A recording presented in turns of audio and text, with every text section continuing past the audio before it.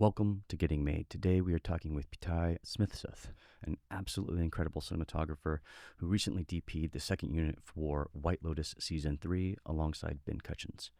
He has an incredible story and quite possibly the greatest COVID work run, including The Five Bloods with Spike Lee and Newton Thomas Sigel, Killers of the Flower Moon with Martin Scorsese and Rodrigo Prieto, and The Creator with Greig Fraser, Oren Soffer, and Gareth Edwards.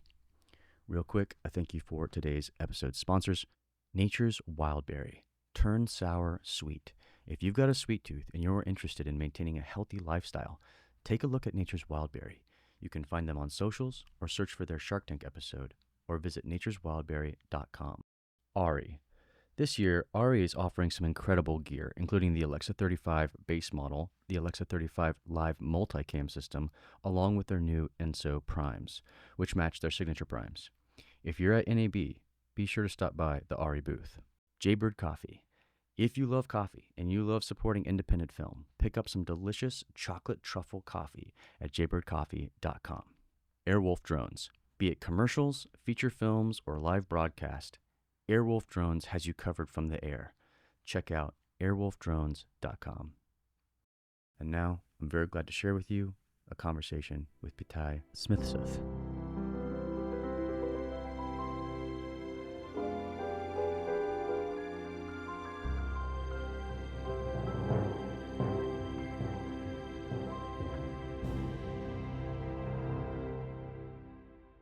Welcome, dude. Thank you. Thank you for being here, man.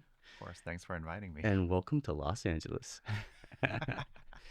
So, yeah, dude, it's really, really great to have you around. I first, I would say, came across your work when I saw that Echo piece, and I was like, whoa, this dude's got poetry going on. You know, this is like a lens poet, you know?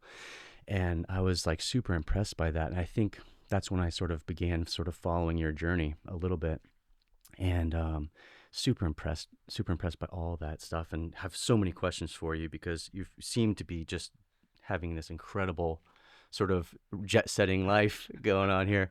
But yeah, just sort of walk us through a little bit about how you came to Los Angeles. Like, how did film begin for you? Because you started out in aviation, and Yeah, before that, I mean, this is my second time living in LA. We just arrived here in November. Mhm. Before that, I came here in 2001, March 2001. I was 12 years old, Mhm. and I basically was adopted by a family in LA and Duarte, California, and I went to middle school for a year, and then went to high school and then college. So I didn't speak too much English back then, and the neighborhood kids were skaters, and I had my little, mini DV little camcorder, and somehow they kind of invited me in, and I was shooting a little bit for them. whoa, so that's how it began. Yeah, it seems like everybody's story either was like photographer or like a skate video. Yeah. Like, at least people my age. Yeah. So I did that for a lot, and somehow I figured out how to use a camera and figure out editing software and how to like log and transfer those mini DV, and I try to edit things together just for friends. It was just fun and Yeah. something for me to do as soon as I arrived here. Yeah. That's cool, man. I feel like I'm pretty sure that's how the Malloy brothers started out with Oh, Jack cool. Johnson. They would film all the surf videos and I everything. see, yeah. That's incredible. Yeah. I feel like when I was younger, that was kind of the only. I'm good at figuring out stuff. Yeah. And like somehow camera and like I guess kind of cinematography kind of had different elements that I had to figure out together, and I was kind of a natural at that kind of thing. So Yeah.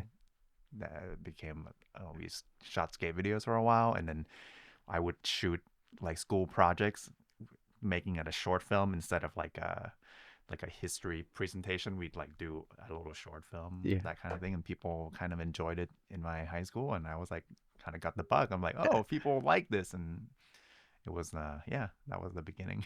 That's cool.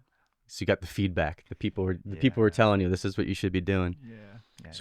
So how did the aviation start out? Like, how did it go from like you're doing this So, passion and yeah, my family's in the film business in Thailand. My dad's a gaffer, He's done like big movies in the past, like 007 would come through and he would be like a gaffer Oh, whoa. to the gaffer, whoever came, and Yeah.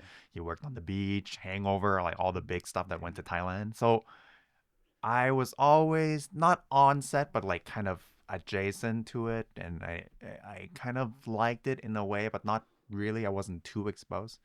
But because he's a filmmaker, he's kind of like, hey man, this is tough work. Like, don't do this filmmaking. I'm doing hard work. It looks fun, but don't do it. Go do something else. So I'm like, in high school, I did a lot of short films and stuff. So I thought maybe film school could be a thing. But if he says that, maybe also I could just go back to Thailand and work with them and try to get experience that way. And in the end, it was like I applied to a bunch of different schools. I ended up going to a place called Utah State University, which is like out 2 hours north of Salt Lake City for a music program because I wanted to do something else. I think Whiplash has just came out, and I was just like, I want to be whipped a little bit, and I play a little bit of piano, so I did that, and then there was a program that started off, and aviation is kind of the thing for Thai parents, at least back in my generation. Is like, hey, you could be a doctor, you could be a pilot, you could be all Right. sorts of things. That is not really an art related field. Right. So I thought, okay, I'll take a summer course, and somehow I was able to like gain some scholarship. So I got a little bit of money doing that, and decided, okay, music thing was fun enough. I was in practice rooms for like 8 hours a day and did all the things. And these other people were like geniuses, and like they practice. They're way better than me, and I got my butt taken care of. I'm fine with that. So I'm like, okay, parents are want to do that, and I'm happy to just try the aviation thing for a bit. Maybe it would be fun. It's also another thing where it's complicated. You're figuring out things, and I did that for the next 3 years, and I graduated as an aviation technology pilot, I guess. Yeah. So he's like a natural problem solver.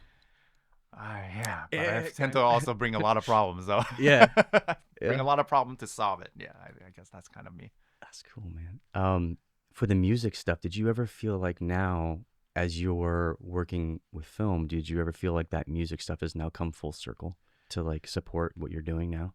I've always enjoyed music, but the thing that got me during the music program, which I continue after I went to do the aviation program, was that I found that I enjoy teaching, Mm. um, teaching music, teaching anything, Mm. and even in the aviation degree, you actually have to become like a instructor. So I've started to like enjoy the teaching, so I kept teaching music throughout, and not in a way to like impart my knowledge. It was more in a way to like kind of trying to understand what I know as well, Yes. Yeah.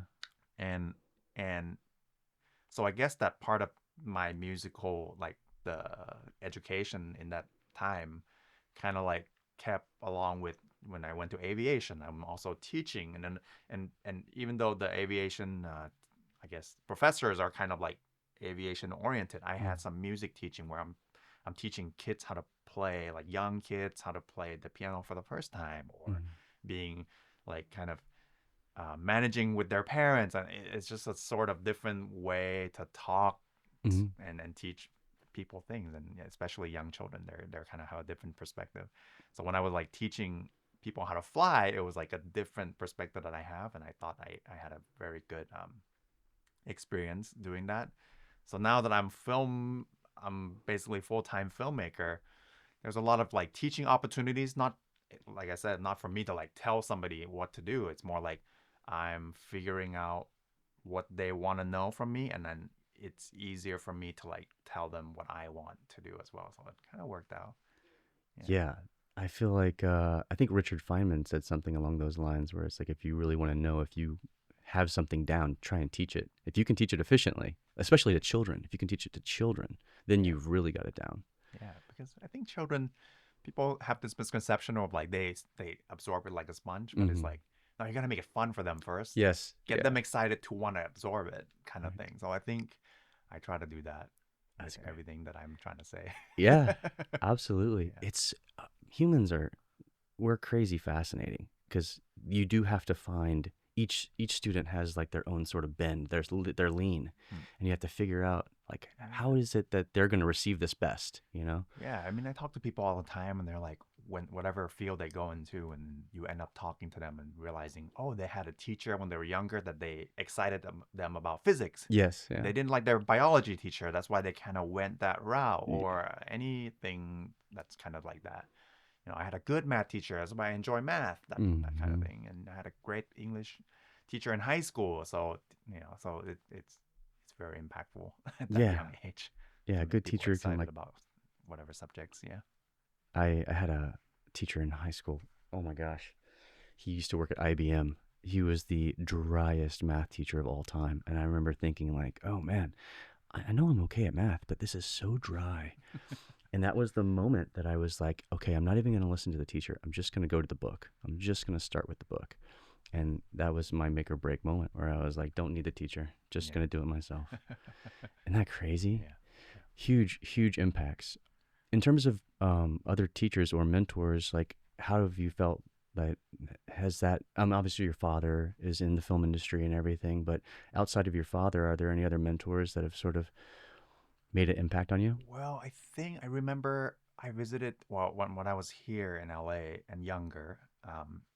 There's kind of a this mentor that I've kind of still work and talk with, and his name is Ian Kincaid. Mm-hmm. He's a gaffer. Mm-hmm. He works on a lot of like amazing films, starting from like way back, like Hoosier, Mars Attack, that kind of Yeah, film. And he yeah, works with a lot of Bob Richardson now, and yeah. he's working with many other esteemed filmmakers and Quentin Tarantino, that kind of guy. Mm. And I think during that time he was working on a movie by David Fincher, like Panic Room, and I was Mm. young. I don't remember what year. And like my dad and mom was visiting from Thailand, and it's like, okay, this Ian guy, he worked with my dad on many films back in Thailand. And he's like, let's go hang out. He's on the set of this thing. I'm like, okay. And I went and visited the set of Panic Room. I was still young, like, and I was like, I kind of had like interest in filmmaking already, even though my dad's like, no, don't do this stuff. I'm like, I'm still filming with my friends and stuff, and watching movies. And I'm like on the set of this Panic Room, like looking up these crazy set that they've made. I still remember that, we walked upstairs of all the things. I don't know if you are familiar with the Oh yeah, movie, but they always like cameras would always go through yeah, floors and yeah. doors and all that stuff. And Ian would explain to me, and like, and this is like, we made this floor so the camera can go through. And I'm like looking on here, I'm like, this is crazy. I love this. Like, I really fell in love. I think that day I can still remember it. Wow, dude. And he's always been the guy who, whenever I make short film in high school or college, I'm like, hey Ian, I know this this is not what you're working on, but like, I want to send you this stuff. And yeah, we've had a really great long relationship, and I recently worked with him as well. And so it's like, yeah, been great to just always like check in on what Ian's doing and admire what he does. Yeah. Man, that's awesome, dude. And how old were you when that happened? Man, when did they film Panic Room? I have no idea. I bet I bet it was like 2003, 2004, Yeah, something like yeah, that. So I must have been like 15, yeah. That must 16. have been like overwhelming. Just like, whoa. Yeah, but I think at that time, somehow I felt like this is probably what I'm going to end up doing. Yeah. Yeah. Even though, I had that music thing and I had the aviation thing, I Mm-hmm. just knew that this kind of path is my path, and Mm-hmm. learning other things help in different ways. So I didn't like go do the music and aviation to stray from the path that I had set from the Panic Room set. Mm-hmm. But it Mm-hmm. was more like, okay, well, I'm gonna go do this. Hopefully, it helps my filmmaking somehow. Maybe I didn't know it back then, but I'm just like, oh, okay, I'm on a path somewhere. Yeah, it's incredible how the things that we sometimes think are detours are absolutely the reinforcement that makes you unique as a filmmaker. Like the avionics, all that communication, the music, the tempo, all that stuff is like what makes you unique as a filmmaker with that strong background. Yeah. Yeah, that's incredible. I when I saw that Echo short, I was like, this is really hypnotic. Like it was, I don't know if that was the intention, but like I was like, wow, it really draws you in. It's very seductive in a sense. Like, um, have you ever seen Kiyoshi Kurosawa's Cure from, I think it was like 95 or something like Okay, that? I'm not familiar, but I know. Yeah. Great film, amazing film. But there's a portion of the film that deals with like a hypnotist. And I swear to you, same exact feeling. When I watched that short of Ah, yours, I was okay. like, it felt exactly like that. I felt like, ooh, like they're trying to hypnotize me, you know? That's good. That short film, I worked with this director Yuri von Trolls from Helsinki for Mm, it was like 10 years. We started working in Thailand together because he would come from Helsinki mm. with his producer Mia, and they were kind of like, "Oh, it's too cold in Helsinki and too dark. We want to come shoot in Thailand, of course." Smart. And I worked with them on little pieces and here and there, and they were like, well, you know what, this is working out, it's kind of nice. And we started shooting more and more stuff every year. Maybe there would be one or two projects that would come from Finland, Hmm. and I would shoot a commercial for them. They do a lot of like technology kind of commercial. Their main client was like these virtual reality headsets that was like the industry level kind of thing, not kind of PlayStation, the ones that consumers would have, Right. like military training, that kind of thing. Yeah, yeah. So they would come and do that, and we have many jobs together, and we became, of course, close friends. And one year during that time, he's been having this like script in his mind. He wants to do something more like hypnotic and kind of Yeah, yeah. ethereal and this kind of feeling. And of course, I'm like, we're a long time collaborators, so I'm happy that we like got to work on that film together. Yeah, It was just a way for him and me together to like express our artistic kind of side. yeah, But in some ways, it was kind of the things that was already in part of his work, for even sure. though he has clients on that kind of thing. So now without the client, it's more like we're trying to create something that we both like, and Mm. I think it came out quite well. And it couldn't have been done with just a quick collaboration. I think it's like shorthand of like knowing what Yuri likes, he Hmm. knows what I like, and Mm. we would like have that magic moment between the DP and the director when some take goes well and we both like look at each other, that kind of Yeah, feeling. So yeah, it was a really good project to work on. that's great, dude. That's great. Yeah, it's so interesting. Timing is so interesting because we want everything to be like immediate. Like I want that strong collaboration now, but it's like it takes time for that secondhand language to sort of like weave its way in between you guys, you know? Yeah, for sure. Yes. Yeah, that's great. Well, it definitely came across. I mean, that really really stood out to me, and then from there I was just like I got to follow this guy's stuff cuz it's just Yeah. really really powerful. Um so so you started with the skater films. Obviously, that's a great training ground because like, you got to get the shot and you got to, frame it up right and everything. And then from there, music, and then so when did you start realizing that like, okay, like I don't want to say the word seriously, but like I'm gonna put some significant effort into this. You mean filmmaking? Yeah, yeah. So the funny story is I came home from Utah, went back home to Bangkok, Mm-hmm. and was hoping to find work in the film business. I went to basically sit in the car on the way to like the interview of Thai Airways of like, can I actually do this? I had some Mm-hmm. reservation. I like teaching people how to fly. That Yeah. was the fun part, the training. And then I'm sitting in the car basically with my dad, and I'm thinking about, can I actually work in a little small room flying 15 hours flight, like Right. LA to Thailand, for example? I was thinking Right. that. And I was like, man, that I don't know if that would be okay. And then I started thinking about like maybe they'll probably put me on a short distance flight where I'm flying from basically LA to Sacramento, just that kind of thing, where I'm doing the same flight 3 times a day. Mm-hmm. And then I was like, oh no, I actually can't do this. I'm sorry, I'm not going to this interview. Like it was Wow. that kind of moment. And then we're like, okay, what do we do? You went to this kind of school, and I thought, it was a big drama in my family. So I started looking for work, and um, in the film business, and I don't think my dad was like wanting to help so much. I mean, Right. he knows everyone, but Yeah. I'm also the kind of guy who's like, I don't want to ask for that kind of help. Sure. Let me try to find my own, carve my Yeah. own way. And I know. So I started kind of some executive producer on a commercial company, basically like was doing production service for a show from BBC America. They were doing what is it called? They were doing some sort of reality show in Thailand.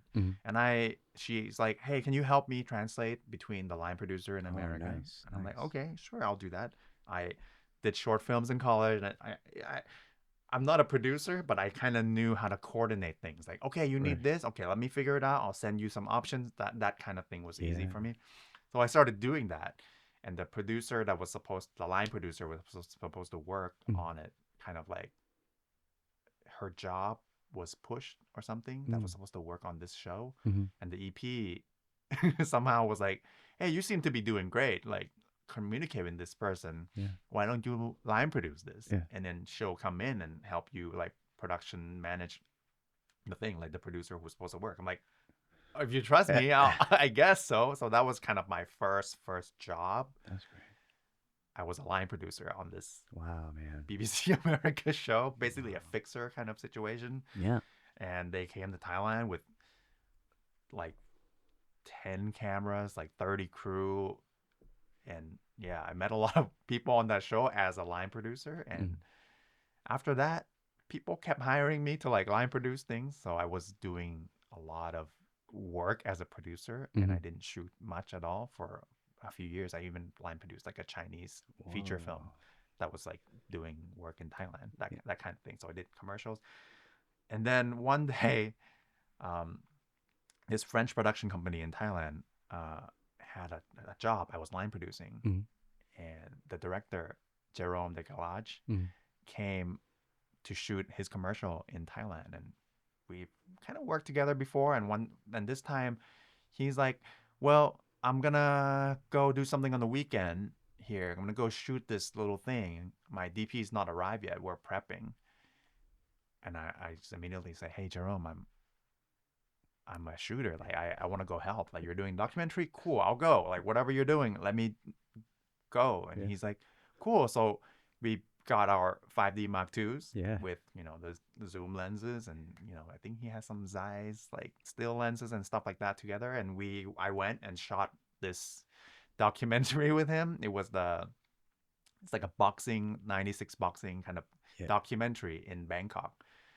So we went underneath the bridge. There was like a little boxing camp that is kind of in the middle of the slum area. And he had this vision. He wanted to do something, interview them, go to like matches and shoot the match and stuff like that. So I just basically went and helped him out. Jerome knows how to shoot, and I'm just like there, second camera, and I'm like kind of taking the, I guess, cinematographer role, but I was just shooting stuff with him. And in the end, that job became a Vimeo Staff Pick. Nice. And I was like, oh, okay. That was kind of the thing, though. There was only Vimeo, and that status, back in that time was like, wow, cool. The Staff Pick is like very holy, at that point. I mean, there's not many channels for people to see things like that. No, it definitely puts you out there, yeah. So I was like surprised and happy. And so I was producing more, but I was like, got the bug. I'm like, cool, I want to do this. And there was one job for Nike, I think, that I was kind of line producing or helping out production somehow. And there was a coup d'etat happened in Bangkok. And the crew came from Singapore. Dang. The crew came from Singapore. I don't know, there might have been from the US as well. That they came and they were working this Nike job. And the coup d'etat happened, which means the insurance won't pay for any, like, they have to leave the country. Dang. So we're like, oh, we can't finish this job. Like, what's going to happen? And then they're kind of like, well, do you know anyone like that can kind of like finish it? We're shooting some, Nike event, and they're doing that. And I was like, well, here is the thing that I shot. Like, I sent them the thing, 96 boxing, and they're like, oh, we've seen this one. Yeah. Because the Vimeo staff, like, we know all the Vimeo Staff Pick doing that. That's the only content they consume. They're like, wow, we know that one. Yeah, you got the job. I'm like, oh, okay. So I got this little small Nike job, and I just started shooting that. And they had more jobs in the region, and I would get sent to go like to Indonesia to shoot their local things, and Singapore and all that. So I became like the Nike guy Yeah, for a little bit. that's And killer. Nike doesn't really do like local work Mm. in Thailand that much back then. And then people started to notice like who's shooting this stuff, Mm-hmm. and and and there's this is the circle that doesn't know what my dad do too much. I know he's kind of a legend. He does like feature films and that Mm-hmm. stuff like that.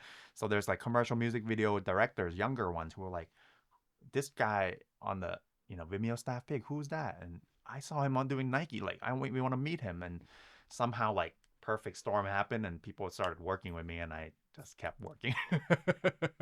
It was, yeah, and That's wild. so that coup d'etat, I still remember. Like, it was like nothing's really happening. Thai people know that it happens all the time, but Yeah, I was just like, okay, well, I'm that's hired. commonplace. That's a usual thing. Yeah, politically is kind of weirdly usual in Thailand. Yeah, yeah, Wow, that's wild. yeah. That's crazy. So you got your moment. We have two moments, but back to back. I loved that. I loved I that. feel like I've always kind of been in the right place at the right time, and I think more than, I mean, whatever skills I have, it matters, but like always somehow I ended up there. So Mm. it's yeah, I credit that. Yeah. Well, you're also willing to like raise your hand, which is awesome. Like when they were like, "Oh, we need somebody," you're like, "I got you." Put me in, coach. That happens a lot in my career, and I think I'm grateful that people kind of believe me in that, and then they let me. I'm sure I'm not great out of the gate at a lot of these things, but Mm, I'm a quick learner, and they sometimes like can discover that, oh, Pita can actually do this, and we it's been that's great. helpful that these people I work with are like really patient, and yeah. When I saw the Thai boxing short, so much of a really good documentary is about access, like who has access. Mm. And it was very apparent that like when I was watching that short, I was like, "Oh, he has the ability to make these people feel comfortable to get these unique shots because it's not easy working with fighters." Mm. So that's a special thing that I don't even know that you were aware of that you have, where it's you can make people feel comfortable enough to show a certain side of themselves. And if you have the ability at some point to do a series around the real Thailand boxing stadium circuit like that, you would do so well with that. That is such a rich story. It's got so much history there. And I feel like you're the guy to do it because like you've already got the background. Like Yeah. people know you as, the guy from Thailand, basically. I think that would do so well. Yeah, it's fun. I mean, like, I come from the skating thing and like the documentary kind of side of things. I think, especially in Thailand, I don't know much about here. If you're there and you're polite and you're kind of like interested in them and not pushing yourself too much Mm.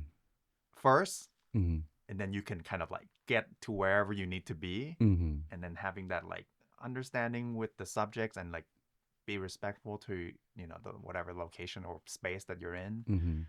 I think 9 times out of 10, people kind of respect what you're doing as well. You're not in their face to do something like violating.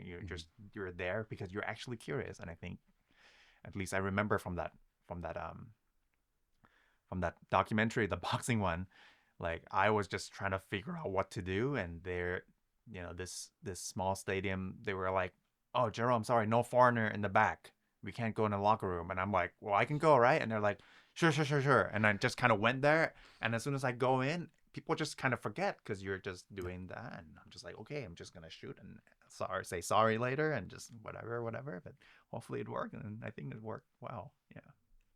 I'm telling you, I could tell. Like when I was watching that, I was like, "Oh, he's got unique access. He's got the ability to make these people feel at home, at ease."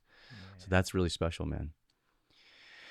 Dude, you've got so many interesting stories that it's hard for me to think about. Like how to it's just it's pretty wild. It's pretty wild that it's all just you could easily write a book. You could I don't know easily about write a book. that. Yeah. So so now you've made the move. You're here. You're in Glendale, Yeah. and you've got a new baby. And Yes. and so this is a whole new journey. So Whole talk us journey. talk to us a little bit So, about like what does it mean now to be a father, and um, how has it impacted your, obviously it's impacted your life, but how has it impacted your storytelling, and like how do you see the world differently? I think, well, I've the reason we moved here is I felt a little bit comfortable in Bangkok, Mm-hmm. and my wife and I, we've always kind of planned to like, okay, you want to go back to LA and like figure out different kind of route in filmmaking, meet different people. Thailand market is a bit small, which is Mm-hmm. okay and great to like learn and come up in. Um, so when we when we decide that we actually gonna come, I'm kind of like the guy who likes to bring a lot of uh, problem to the table at once and try to fix it. Maybe a little bit too many, because I'm like, okay, when let's we're at the right age, let's have this baby and let's actually move and figure out the thing all at the same time. Maybe a little bit too much for my partner, but I think at least for me, I thrive in that. Maybe it's a bit of a curse, so that I want to be in that little chaos for a little bit. But I we came out here because we I've worked on a lot of things in Thailand enough, and I just wanted to find new perspective and meet new people and like Mm.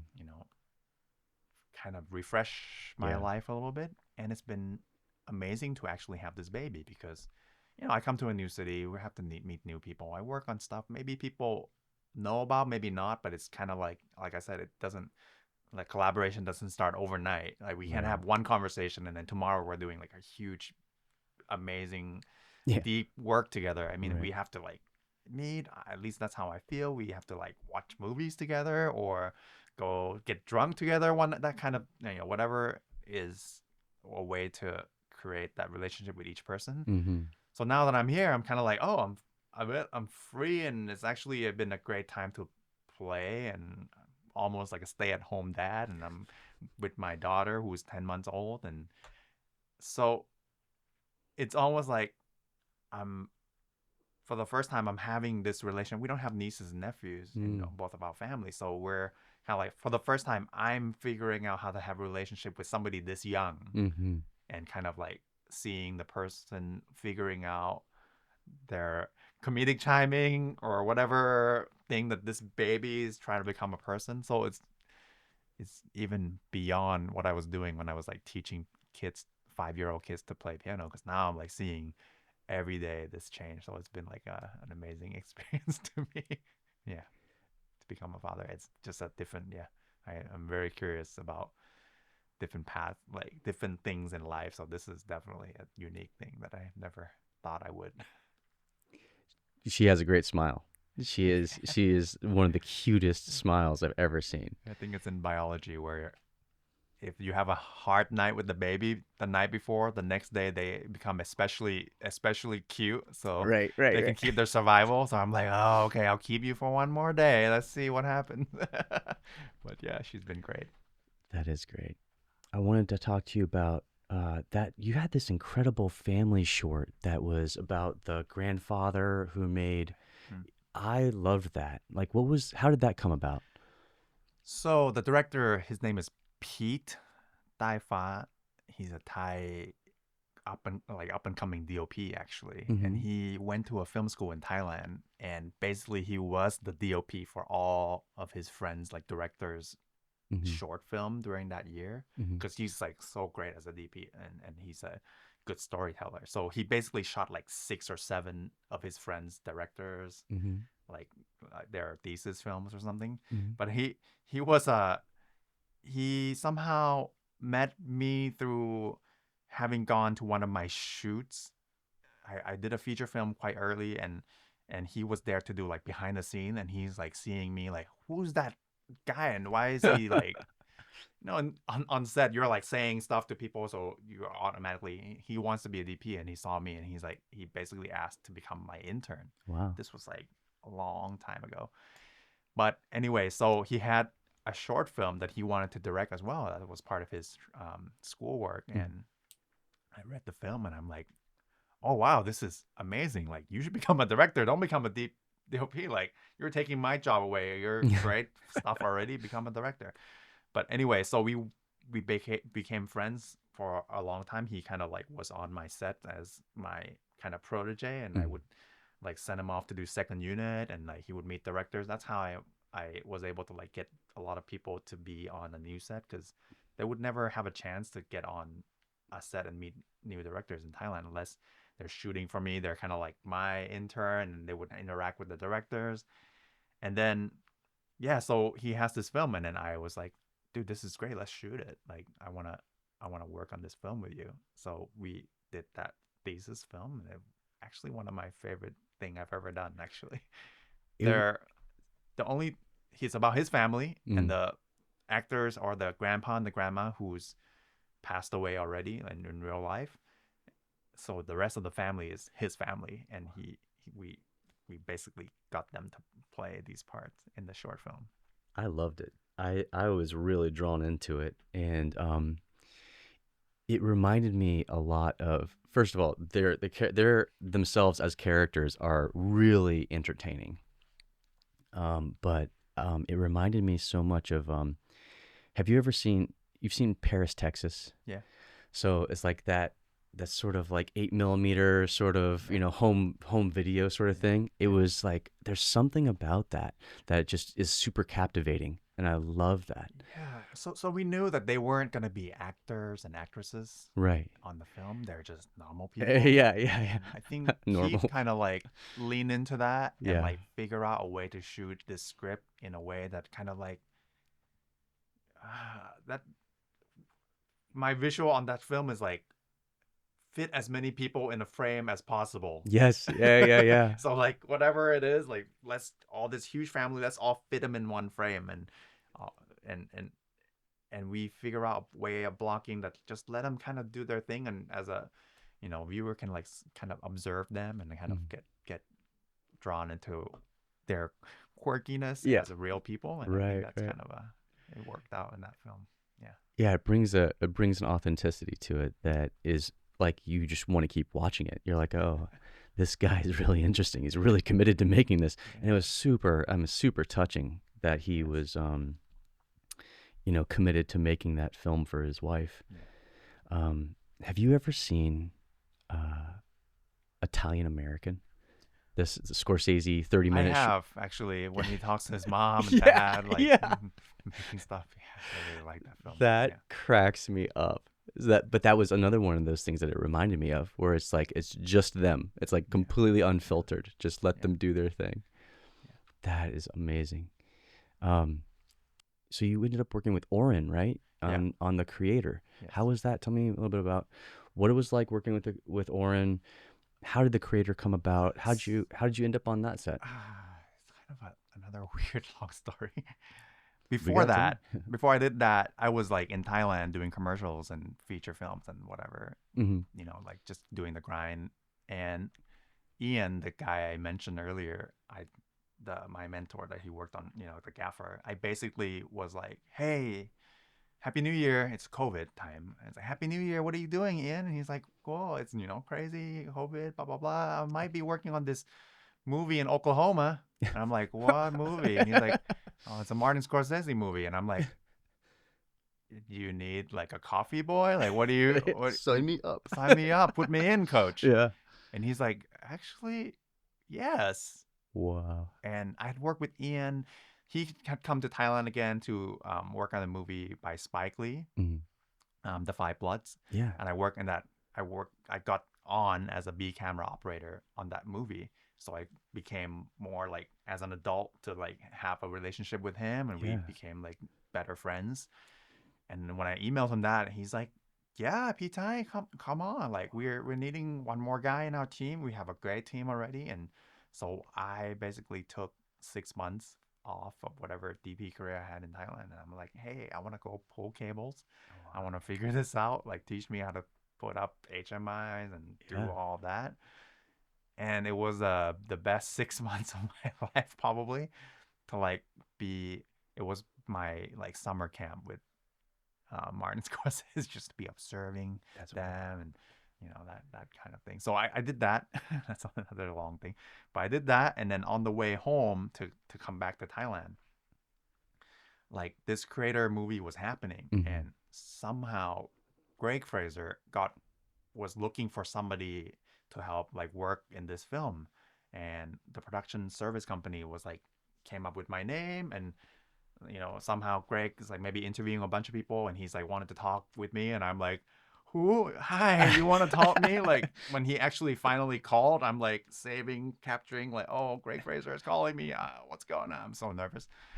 And he called, and he was looking for a collaborator on this because there was like gonna be a situation where Gareth Edwards was gonna shoot this film, um, and he wanted to bring on somebody like Oren, and he's gonna co-DP that situation, and he's looking for, I think, kind of multifaceted person who is, I think, is a filmmaker at Mm-hmm. first, which I gravitated to that, and I'm telling Greg like, hey, I'm a DP, but Mm-hmm. I just went to work on this Martin Scorsese thing because I want to learn how the set lighting team works. I want to be in the mud with the grips and that kind of thing. So I think, maybe liked that about me. So they were looking for somebody who can kind of do camera a little bit, do a little bit of lighting, grip, and just kind of be all around like a team player.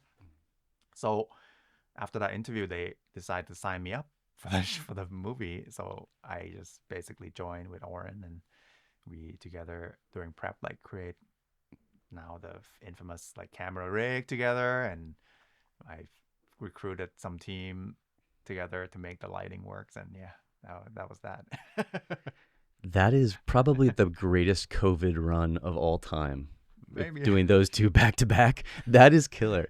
It was crazy. That is so wild. Those are the two jobs I remember wearing masks for, probably. Oh man, yeah, that was such a trippy time. So crazy. But yeah, Killers of the Flower Moon, absolutely wild. So yeah, you're that. I mean, I love that. I love that you were like, I'm down to do whatever, and then they just put you in the mix. Yeah, so that was the nervous thing. Was I was shooting a Thai HBO show right before I went to Oklahoma, Mm-hmm.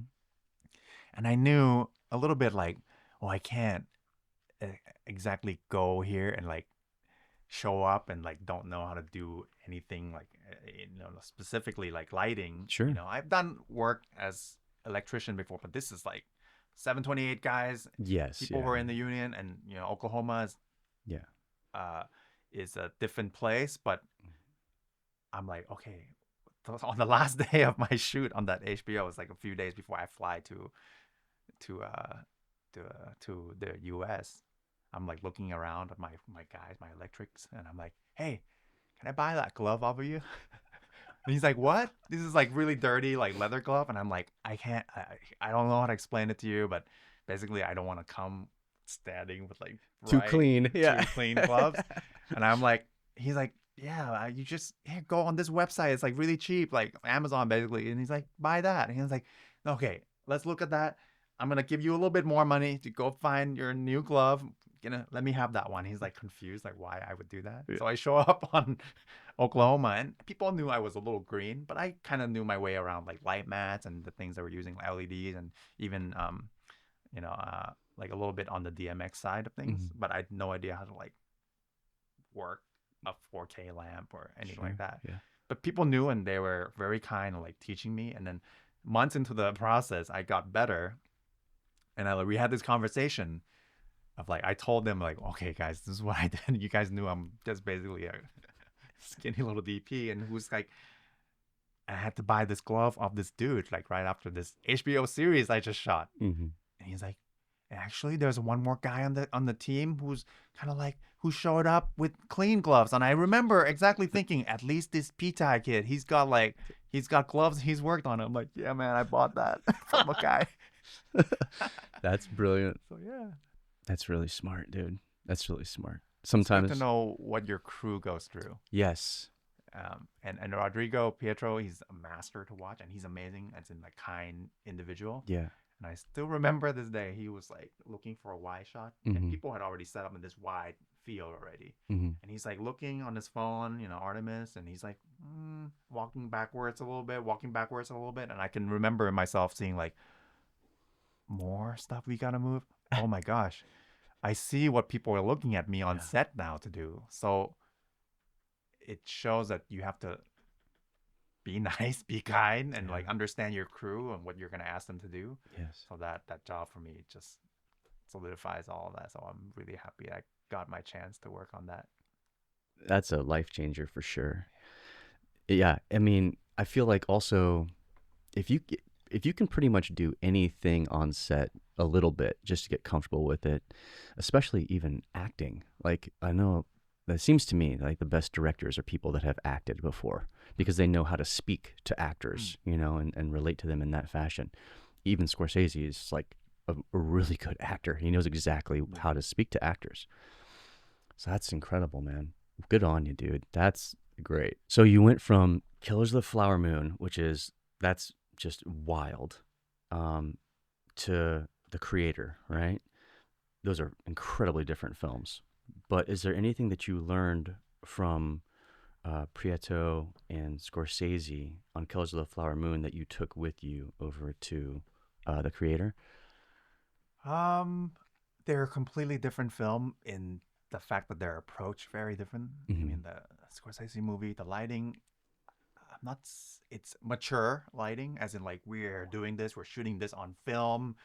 We know how to make this look good. We know how to Mm-hmm. like go off of our traditional ways a little bit. So I was like just enthralled and like I'm always I'm a younger-ish guy who tries to like go back to the more mature kind of approach of Mm-hmm. filmmaking because I admire that and I think there's something good about that. Mm-hmm. And I jump into the creator, which is like I would always call it like the cinematic live play, which is Mm-hmm. the way we shoot is completely different. Mm-hmm. And um, what I learned from the crew on Killers of the Flower Moon was that our electric team had such a eccentricity that together that one guy is good on this, he's not great on that. This other guy is good on this. I even had like my own specialty, like there's a gal Nancy, which I met on this show, which I brought to the creator in Thailand, Mm-hmm. which like this team thing, it needs to be right for the Mm-hmm. job. And I think that gave me an idea to do like their creator and another, like we crew up our electric team in like a weird way. Mm-hmm. Basically, I knew that what Greg was saying, like this show is not going to be the normal show that you have done. And I'm like, okay, well, I can be scrappy. That's cool. But he's like, no, no, no, no, no. This will be like even more different. He explained to me, and I'm like talking to Oren, like, okay, who do I actually hire for this job? In the end, we hired two of my normal electric dudes who I sometimes work with as gaffer, Mm-hmm. who can rig and do little actual safety things on set. Mm-hmm. The rest of the crew, I brought Nancy on from Nashville, and she joined me in Thailand to do this job because I was in love with working with her in Killers of Problem when she had a great attitude. I just know she'll do well on this shoot.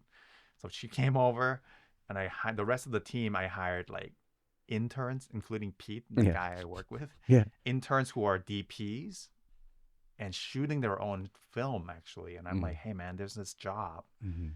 Don't you want to work electric a little bit? Just figure out how to do Yeah. things. Yeah. And they trusted me enough to like join. Mm-hmm. So my electricians were like basically DPs on their own right. Mm-hmm. And that worked out so well because the way Gareth and Oren was shooting was like Gareth would just like we would light 360 degrees and Mm-hmm. have little pieces of light ready for whatever angle that Gareth would ever shoot. Mm-hmm. And he would swing around and we would hear him talk on his little mic and we would know that he's turning this way. And all the DP electrics that we are on our team were like looking on the monitor on their phone Mm-hmm. and they know how to light. Mm-hmm. So they figure out when he turns this way, there's like certain things you have to do to make that look good. I mean, Gary would turn around and it would be like, he would hold the camera and kept rolling and just, he knows enough to wait for a second. And then it kind of got better looking and then he would just keep going. Mm-hmm. So it Mm-hmm. was definitely like a play, as in like our stage hand, we're the Like stage a hand of like dance, yeah. figuring out, okay, DMX, did you have that little light back there in the little corner? It's that one. And then we would just do that. So I credit that team the best on why that creator worked out for us as a show. So yeah, I feel just like finding the eccentric teamwork that kind of fits well together. That's just I think more than half the battle. yeah, I feel like that was probably a good way for you to bring that musicality back in, right? It's like you got a band, you got a whole band, and it's like everyone's got a different instrument. You got to like bring it all together. Yeah. That's Yeah. a trip, dude. And how long was production on that? I think I got off of Killers. That was a 100-day shoot, and then I came on to another 100-something day shoot. That's Maybe wild. less. Yeah, maybe a 100 days. little less. I don't remember the creator that much. It was like about 6 months as well. Yeah. Did you ever get home and just be like dizzy? Like, what's happening? Yeah, we're on the road a lot on that movie Yeah. on the creator, so we're like on different places in Thailand that we never even go. So it was Mhm. it's a fun time. Yeah. Yeah, sometimes I'll get back from a shoot, and I remember one time this lady stopped me in the airport, and she was like, because she saw my rig or whatever it was, and she was asking me questions, and she was like, where'd you come back from? And I was like, I can see it in my head, but I don't remember the name of it. Like I was Yeah. that tired, you Yeah. know? Yeah. That's Yeah. wild. It's an easy industry. Maybe I should have listened to my dad.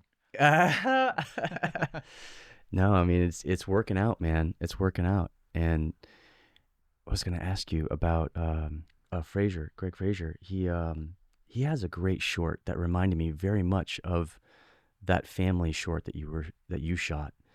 Um, I think it's called Netherland Dwarf. Have you seen Netherland Oh, Dwarf? I'm sorry, I haven't. No. Great film, but it has the same sort of feeling of Mm. the family short that you shot, and it's just like so personal. And there's something about having this background and these very personal, um, emotional pieces that translates even to blockbusters, even to like The Creator or Killers of the Flower Moon, or whatever. If you don't have that sort of foundational substance, then it just falls flat. It's pretty So incredible. I think what gives me comfort, at least, because I feel like that imposter syndrome a lot, and that's normal, I think. But Sure, yeah. what gives me comfort when I went and work on Oklahoma things or like just bigger projects is not that I'm like, oh, I'm seeing that. I would have done the same thing. It's not quite that, but it's more Mm-hmm. like, oh, I see pieces of they're also struggling. What they're struggling with is the same situation with what I'm struggling with. And there are also ways that they're being adventurous and trying things that Mm-hmm. I admire because I'm like always trying to figure out a problem as well. Mm-hmm. And yeah, so I think no matter what, you're kind of stuck in this curse of like wanting to improve. And I think that's why it's hard. Mm-hmm. Otherwise, it could be very easy. Mm-hmm. I feel that there's an easy route as well. Yeah. And I think a lot of people who are struggling are not taking it for the very similar reasons that a lot of people who are struggling aren't. Yeah. Yeah, to choose the difficult path less taken is tricky, Yeah. but benefits you in the long run Yeah. in terms of building your strength and building your endurance. That was one feature film that I did in Bangkok, in Thailand, where I had another kind of mentor. His name is Glenn McPherson. He shoots like a lot of Paul W. Anderson films and like Rambo, that one I met him on. Yeah. But I was like, hey, I've got this night exteriors. Like he shot Resident Evil and a lot of different things. So I'm like, I've got this night exterior. Like, what do? I emailed him, and he sent me a bunch of stills and he's ASC guys where he has like a lot of like cool resources. And he said to me like, I'm so stressed, Glenn. I've never done like a film this big. I was still young, maybe 10 years ago now. But he's like, well, one thing is if you're sleeping well at night, you're probably doing it wrong. Like if you're about to shoot this, and you'd be surprised when I'm at the ASC clubhouse, like how this another ASC DP who's like, you think have done it all, and then they're like going like, what am I gonna do for this next thing? I don't really know. Do you have any idea? They were like asking the same questions that I Yeah. was, so I felt like, okay, cool. At least it's a journey of some sort. Felt Absolutely, good. man. Yeah, don't be afraid to ask. That's for sure. And like that's where that camaraderie comes in too, cuz like they can unlock stuff. It sometimes you get stuck in something and then they'll mention something and then all of a sudden boom, you know exactly what you should do. And you just go right into it. I remember it's so funny cuz when I was looking at your stuff, I saw the piece with the monkeys, the Apple commercial, Oh yeah. And it's so funny because I had seen that image before I had known about you. Oh, And cool. I was like, that's so wild. Like, this is like an iconic image now. Yeah. Like, everybody all over the world saw that shot. That was a great shot. Great That little is, shoot. yeah. And now, how many people were on that shoot? Because it I seemed like worked with you. this director for a long time. He's a commercial director, and he's probably one of the number ones in the region right Mhm, now, and he's winning, like many awards in the commercial world. mhm, I worked with him on many films together, and that job was like the first one where Apple was like commissioning something in Thailand, like mm, for the actual shoot. And luckily, he's like, "Oh, pick me." I'm like, "Okay, I would be happy to kind of do this." And it was not conventional by the least. I yeah. mean, we had to like figure out a way to like shoot the monkeys with the iPhones and figure out a way to make it kind of interesting Hmm. and natural because Hmm. it would happen that way. And he came up with this idea, and um, we had a lot of test boxes. We had to like we had like we had to figure out what monkeys would do. And weirdly, I'm also like a person who can do a lot of these animal shoots because I almost like understand them somehow. There's a lot of animals in Thailand, so and a lot of wild ones to be honest. So I have a lot of experience shooting that kind of thing.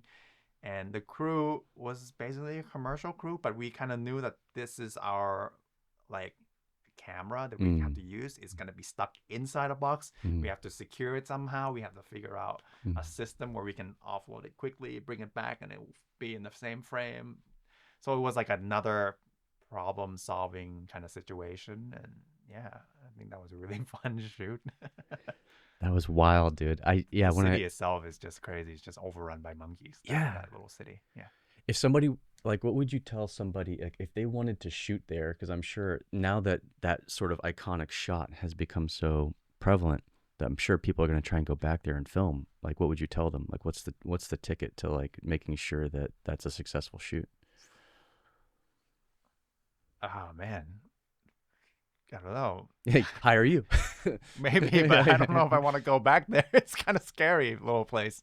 But I think not specifically to that our shoot, but I think just if you're smart and you plan things out and you Mhm, want to shoot there, I mean monkeys are kind of um they're wild animals. They have their little patterns. mhm, So you got to kind of study them first before you try to like do something you want to do. mhm, mhm, So if you let like you have to observe them as in mhm. like oh they're wild they can like suddenly change their mind like as long as you kind of observe them and you know like their patterns it's easier to like work with Yeah. because I think in the end whatever that happened we tried different things that we weren't like we had many days where we're just okay see what happens let's go out put a prototype happening and see what kind of fruit they like or Mm. whatever it's in the end I don't know if you saw like the behind the scene there was one thing another board that we ended up not using but we were using something with mirrors Mhm. and this little like baby monkeys would kind of come around look at the mirror and thinking it's water and they start licking it and Oh, that kind of thing and they sitting there a long time and not being aggressive they just start climbing on my head and wow. that was just like okay cool man and yeah if you look at the big ones too long they get aggressive so you Sure. just it's become a pattern so I guess you just have to learn your subjects. That's wild. That's cool, man. Yeah. Life experiences. Yeah.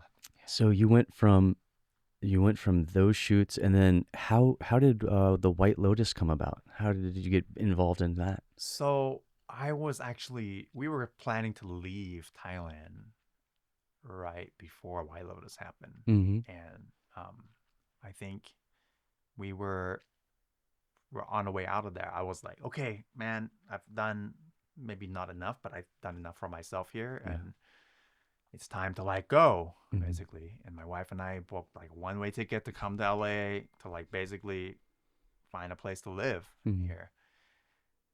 And then White Lotus came around, and somehow I got in touch with Ben, Ben Cutchins, the Mm-hmm. DOP, and he invited me to like, uh, maybe it was an Instagram thing. I follow him, and he's like, "Oh, cool! I looked at this guy's work, and they were looking for someone." Mm-hmm. And So I went and talked with him. They were scouting Bangkok at that time. We're walking around. We're like just having a good time. I'm just like, hey, cool, cool, cool. And basically, he's like, well, I'm looking for somebody who can kind of do this, and I like your work. And I was like, you like my work? I love your work, man. Like, I agree to come walk with you just because, like, I think, yes, of course you work on Ozark. Oh, I love your work, of course. So I'm like, oh, there's a position available here that kind of do like, um, yeah. So I was like, oh man, this is a great show. And I had to talk to my wife a little bit, like, should we like change our plan a little bit? And like I've got her set on moving here. Like next week we're kind of flying over. And then so that happened and we talked and I just felt like this would be a great show to work in. So we decided to stay one more year. Good choice. Good Yeah, I know. choice. I don't know why it wasn't no question. Well, it's good. It's good to get the clearance from the missus for sure. Happy wife, happy life, and all that stuff. Yeah. That's awesome. That's fantastic. I mean, that's another one of those things where it's like it has really sort of broken through in terms of zeitgeist. You know what I mean? Like people are talking about that show a lot. Yeah. So that's pretty cool that you've gotten to be a part of that. I loved that BTS photo that you had posted of the towel bounce. Yes. That was great. I Yes. was like, I know exactly how that feels. Yeah, so I started working with Ben a little bit in the beginning of the shoot. I'm just kind of like feeling things, to me, he's an icon of like a DP that I would really look up to. So I'm kind of like a little scared. And ends up he's come up from these kinds of films and shooting music videos in New York and realizing, oh man, cool. So if my job is anything, it's just like bring back like weirder things to do. Maybe he didn't get to use as much for like bigger shows, but I'm like, well, why don't you do this? Like kind of weird things and add little things that, but it ended up working and I think we enjoy each other's company enough that we're like, okay, cool. Yeah. So That's awesome. and It really is. It really comes down to so much like I think, like you were saying, is being personable and like just people just enjoy being around you. Can I be around this person for 6 weeks? Can I be around this yeah. person for, 100 And I days or think whatever? just being yourself is kind of like overset. But I think if you're asking that question, can I be around this person for 6 weeks? Mm. And if you're not trying to be yourself, Mm. can you pretend to be this other person for 6 weeks or 6 months or Yeah. something? So I think that's what kind of brought us kind of together on this show was like, I'm like, this is me and who I am, and Yeah. hopefully you like it. And if not, okay, I hope this 6 months go by fast and it's not as painful Right. and or even if we're not gelling well in the beginning, hopefully we kind of figure something out. And if not, then sorry, it would just be that. But gladfully I was able to like find good friends on the show and just was able to just be weird and myself. Dude, that's the ticket. The ticket is like just embracing that as a, you could, you call it weird, but it's just being authentic and being, original. Yeah. And that brings that aspect to your work, and then that's what makes it unique. And people are like, oh, that's different. That's interesting. But we live in a society that's very strange and they try to sort of homogenize everything. You know what I mean? And it's like, just be unique, be crazy. Not Yeah. crazy, but you get what I'm saying. Like, be Yeah. unique. Yeah. And I talked about this little story in the beginning with some people and they kind of like received it well. It was like I was kind of enter the show as like a kind of camera operator. They have a lot of the crew has worked on first, second season. So Mm. I'm kind of like new and trying to like not step on people's toes and they're blocking a scene and I DP, but I never like camera operate a huge TV show like this. They have like their short hand sentences. Ben is like blocking. We had Frank Larson on A cam. We had Mm. um, Ari Isler and also Armando Avalone. They're all like Mm. industry people who I'm like, whoa, man, you're like blocking this. We this piece here, this and that around the table. And I'm like, can you say that again slower and translate it to not like that kind of lingo? But I'm trying to keep up. Yeah. I felt in the first few weeks, I was like, oh my God, I better just try to keep my job. Mm-hmm. But in the end, and I was like trying to show, we would block a scene and Ben would like ask for like opinions and whys and stuff like that. And sometime in the beginning, I'm always like, saying things that maybe he would like. Mm-hmm. I'm trying to like read him what he would like, Mm-hmm. or what the show might need, or what my opinion about that might have been. And I would get this kind of like wall. Maybe he didn't act like that, but I just feel like, oh, this conversation didn't go anywhere because I was trying to like figure out what they would like. Mm. And then I just kind of gave up because these guys are like blocking the scenes where I'm like, oh man, I can't keep up with this. Mm. Maybe I'll just kind of survive this. Maybe it wasn't for me. So I gave up, and I'm kind of like, well, Ben, A cam would kind of do this. B is doing this kind of situation. Their personality, they're kind of like doing their thing. And I'm like, there's a weird thing behind the bush that you can kind of get this, which I kind of like. Like I liked it myself. Mm-hmm. And Ben would be like, respond to that way more. And I'm like, oh, so you're actually trying to find out what I like, and if you like it, you want to push it. Mm-hmm. And he's like, yeah, man, that's why I hire you. Like, oh, that's like a new thing for me because nobody ever gave me that kind of chance before. So as soon as he said that, I was just like, okay, man, you got your, what you do for a while, which works for the show, and it helps out well. And then the second camera is doing an angle that would complement that.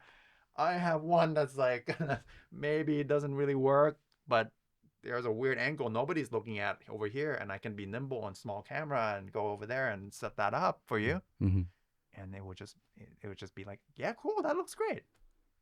And some of the wides ended up in the show, and I'm like, cool. Yeah. I didn't think that we would shoot this kind of high level show with a weird frame that I thought might work. And so we just kind of lean into our responsibility, personality, and all that, and it just kind of will work out. Yeah. That's the ticket, dude. That's the ticket. Get weird with it, and just embrace it. Yeah. That's great. Yeah, no, it's a matter of like somebody understanding you or not. That's all, I think. Yeah. Yeah. Yeah. And it sounds like he has a really good handle on not being like ego driven and having a certain amount of receptivity to other people's ideas. Yeah, I never felt that with Ben. I mean, like what always surprises me, like, I'm looking up to him and all the other people working on the show, but when we were like do a frame comparison, like to pick what the best angle would be for this shot, I always felt like, oh man, his stuff is great. And I'm like looking at myself like, well, I kind of like this myself, like just for the shot. And he would compare with other camera, and he would be like, oh, that one looks great. What do you think? He would ask opinions, which I'm like, on smaller shows, sometimes you're kind of the only person in charge of that. And he's in charge of it, but he has many brains to think about it. So instead of like going, my stuff is the best because this is my visual, it's more like, oh, this is our show and it's our visual, and that would work great for the team. So I learned that from being on the show for sure. Like to be like, oh, maybe mine is not that great. How did you get that? That works better for the show, and you can own it in the end. But it's like, well, this is part of how we can improve it. So he was always on that mission. So I think that's admirable. That's That's there's a lot to take in, dude. You've got such a storied, journey. It's a lot. It's cool. I'm excited to see where things go. Yeah. So now that you're in LA and you're settling in, like is there anything here that you've got questions about? Is there anything that you're curious about? Nothing. This is your second time here, so it's not like you're brand new to the city. I'm not, so, yeah, but it's my brand new time to actually trying to connect with people. And this whole Instagram thing has like been new for me, even because when I was in Thailand, it was like word of mouth, and we're like so small. Right. So like trying to figure out what I'm trying to do to like meet people. The only thing that's comforting me is like as I start to meet them, I realize they're different circles around here, which are smaller than usual. Yes. Than I thought it would be, which is like, okay, great. So if I'm around this person, they know that person, maybe I'm kind of in the right mode, and I'm not trying to like connect with somebody to try to get a job now. It's more like, okay, cool. Well, you want to go play disc golf together? Maybe sometime they'll get me a job, but like I said, it's not going to take like an overnight thing. It will be amazing, but like it won't be, I don't think that's required, like the thing to do. So I shouldn't expect that.